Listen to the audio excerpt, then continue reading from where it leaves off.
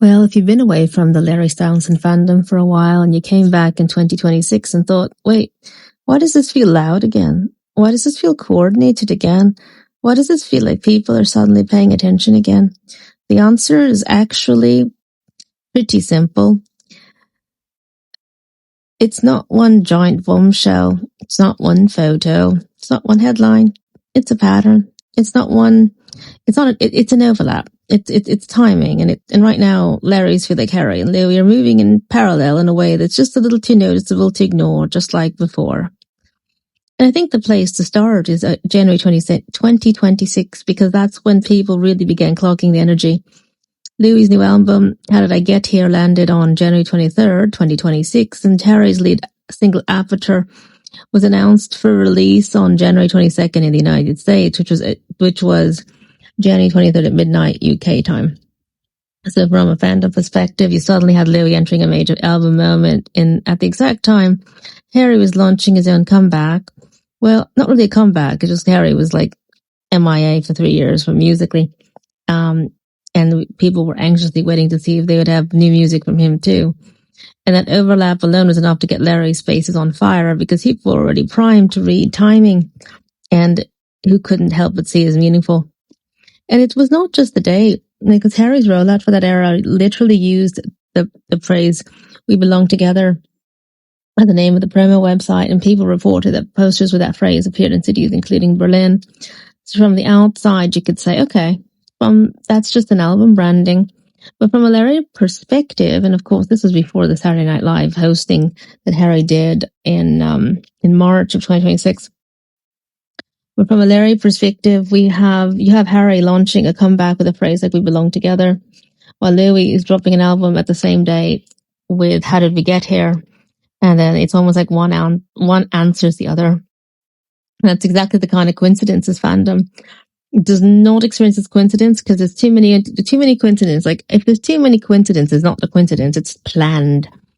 And then March made it really loud, and that's when Harry released Kiss All the Time, Disco Occasionally on March 6th. And then one of the songs that immediately became a lightning rod in Larry's faces was Coming Up Roses.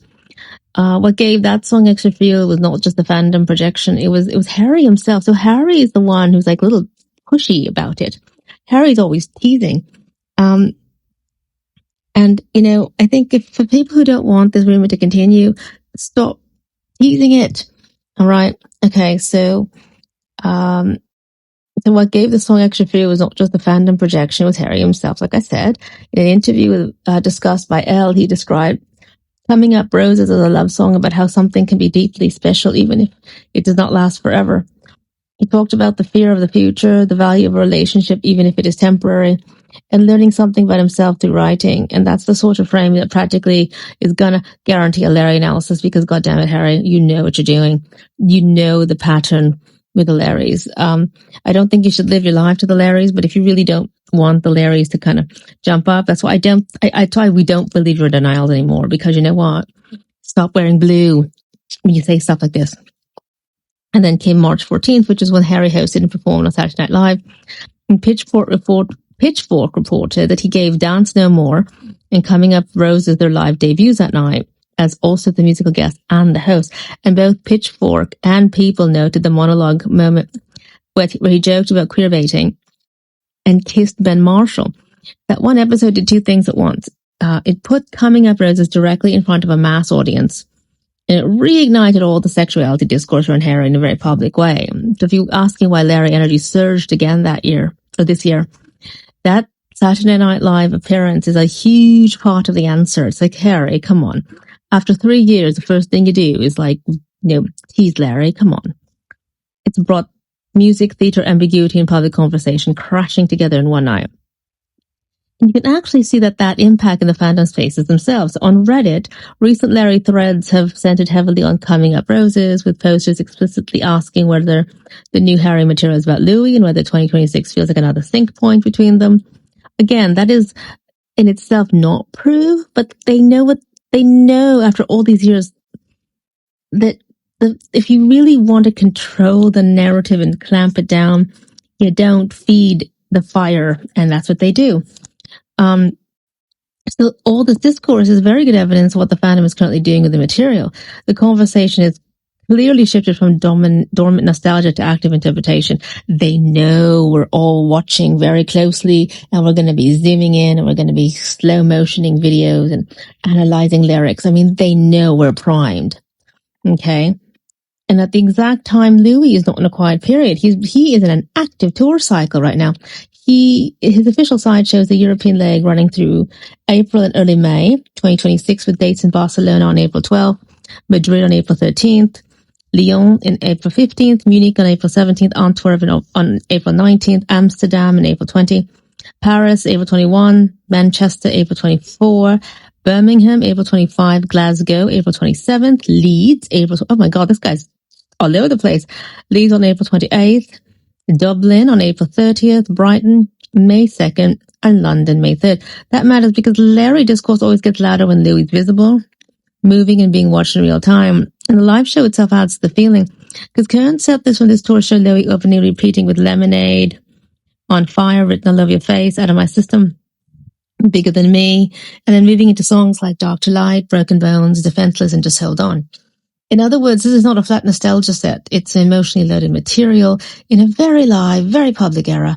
So while Harry is out here giving fans coming up roses and queer-baiting jokes on Saturday Night Live, Louis is touring a set that feels reflective and vulnerable and intense. And that parallel emotional availability is exactly the kind of thing that Larry are going to say, look at the synchronization. These two have always been twinning. They twin all the time. It's like they can't help it. And then you get to the part that's a little less official, but extremely relevant if you want to understand what is dominating fan spaces right now. The rumor and receipts thread. I love the rumor and receipts thread. It's like all these amateur detectives. I bet you some Larrys actually do work as detectives because they're just too fucking good at it. And I think some actually work in like media production because they're really good at making video splices also.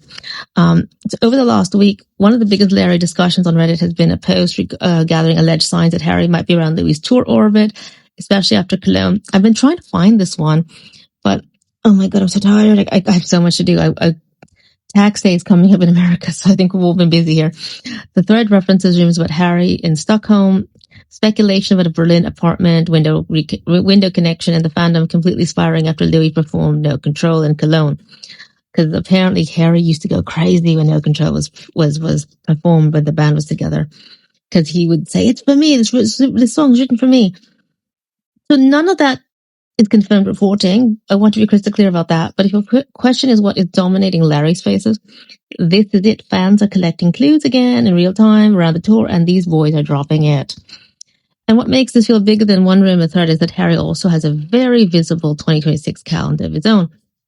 The Guardian reported that Harry is curating the Meltdown Festival at London's South Bank Centre from June 11th through June 21st, and that he will perform a solo concert there on June 16th, right in the middle of his Wembley run. So from a fandom perspective, Harry's not absent, Louis not absent. They are both in motion this year, both in public-facing eras, both giving fans new material to decode, both doing it on a timeline that keeps creating these moments of overlap in their songs talking to each other. That, to me, is the actual reason Larry's think Harry and Lou are syncing again in 2026. I personally think they are. They're kind of doing it on purpose. They're not baiting. It's just, well, I think I think they're always together. We just never see it. It's not because there's any one undeniable receipt that settles everything. It's because the atmosphere feels familiar. January gave people the same day release overlap. Harry's rollout used We Belong Together. March gave people Coming Up Roses and the SNL moment. April has Louis on tour and rumor threads exploding around his live dates. June will have Harry's Meltdown Festival in Wembley run while Louis heads into North America in early June, including Vancouver June 3rd, Seattle June 4th, San Francisco on June 6th, San Diego June 10th, and Los Angeles June 11th. It's a year built out of stacked visibility. And that's why this is landing so hard for the fandom, because Larry's always lived in pattern recognition. And on a parallel timing, on songs that feel like answers to other songs and public moments that seem to open a door and then half close it again. What 2026 has done is give people enough overlapping motion to feel that old current again. Harry's in a major album era, Louis in a major tour era, the language is romantic, the timing suspiciously neat, the fan spaces are active again, and whether you personally think all of it means something huge or not, you can't really deny that the Larry conversation is more energized right now and it has been in a while. So no, I don't think the story of 2026 is that Harry and Louis have suddenly handed Fandom a clean, explicit answer. I think the story is messier than that, and that's more interesting than that. The story is that they both are visible again at the same time, both making emotionally legible work, both generating public moments that feed interpretation, and both moving through the year in a way that keeps Larry fans locked in. That is why people keep saying they're syncing again, not because we got definitive proof, but because the pattern is loud enough that the fandom can hear it. And honestly, that is why a true Larry video makes sense now, because this is not one old theory being dusted off for nostalgia. This is a live 2026 conversation happening across music coverage, tour tracking, SNL discourse, and fan spaces all at once. The question is not really why are Larry talking again? The question is, how could they not be? How could we not be?